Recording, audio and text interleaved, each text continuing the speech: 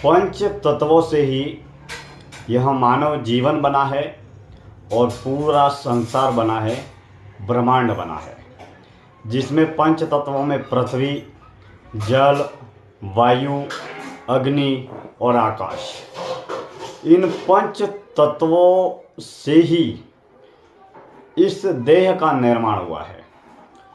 हम जिस देह के जरिए तमाम तरीके के पारिवारिक, सामाजिक, व्यावसायिक कर्म, कर्तव्य के किरदार अदा करते हैं और जितने भी सांसारिक कार्य करते हैं, उस देह का निर्माण पंच तत्वों से हुआ है।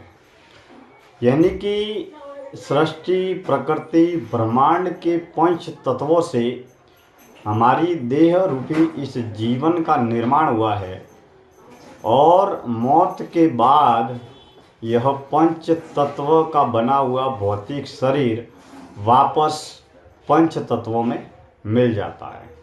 यानी कि जब भी किसी आदमी की मौत होती है तो वह मुर्दा लाश हो जाता है, उसकी देह से प्राण अलग हो जाते हैं और उसका जीवन मौत की अवस्था को उपलब्ध हो जाता है।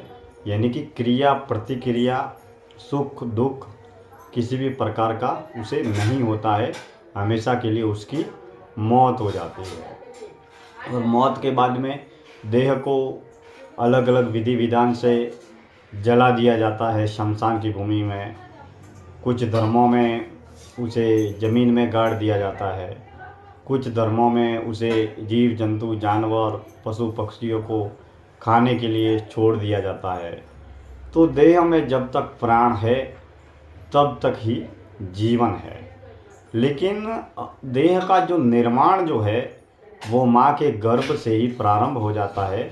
इसके बाद में जैसे ही जन्म होता है तो हम हवा लेते हैं, पेय पदार्थ के रूप में पानी, दूध, दही इत्यादि का सेवन करते हैं और स्थूल के रूप में, पदार्थ के रूप में भोजन का सेवन करते हैं, जिससे हमारे ये बाल, नाखून, चमड़ी, हड्डियाँ, मल, मूत्र, वीर्य इत्यादि तमाम तरीके के शरीर में जितने भी अंग हैं और जितनी भी मांसपेशियाँ है, खून है, हड्डियाँ है इत्यादि का अलग अलग तरीके से निर्माण होता है। और हम जैसे घर परिवार समाज संसार में रहते हैं वैसे ही हमारे मन का निर्माण होता है। पृथ्वी अर्थात जो स्थूल है, पदार्थ है, वह पृथ्वी के रूप में व्यापक रूप से हमारे देह में विद्यमान